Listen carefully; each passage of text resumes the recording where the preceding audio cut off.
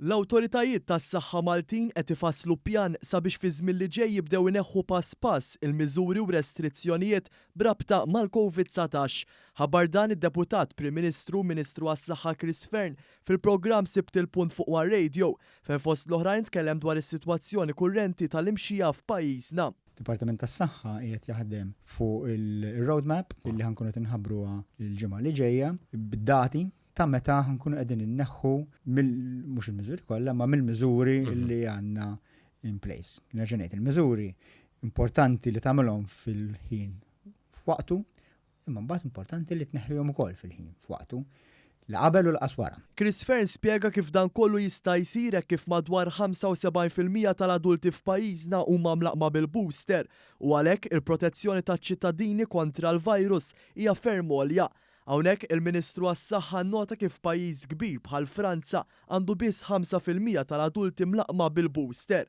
Fejn imbagħad tidħol il-kategorija ta' tfal, Fearn qal li anke hawnhekk Malta għandha rata għolja ħafna.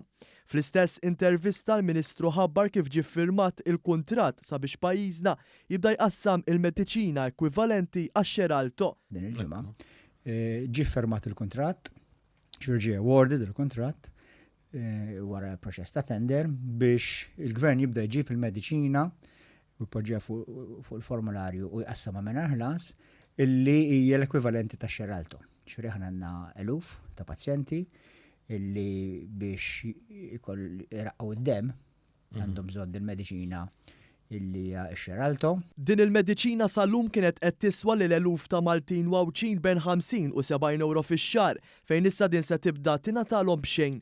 Id-Deputat Prim Ministru semma wkoll kif bħalissa għaddejja ħidma sabiex fix-xhur li ġejjin jitlu b'xejn il-mediċini tal-IVF u l-osteoporosi. Chris Fearn tkellem ukoll dwar is-saħħa mentali u l-investiment li qed isir mill-Gvern sabiex il-pazjenti jingħataw l-aqwa u l-aħjar kura il-barra minn Monte Carmeli. Fil-fatt dwar is-servizz ġdid għal kura tas-saħħa mentali li jmur dirett fid-djar tal-pazjenti u qal li dan diġà qed juri li se jkun ta' suċċess. Daw 11 il-persuna f'tempis ta' 15 tajnihom is-servizz fid-dar tagħhom minn ma kellhom għalfejn jitlu fl-isptar ta' psikjatrija. Ġifieri dan huwa servizz li jidher li ħajkun suċċess kbir u allura nkomplu naqsu l-ħtieġa li jkollna dal-isptar Monte Carmeli.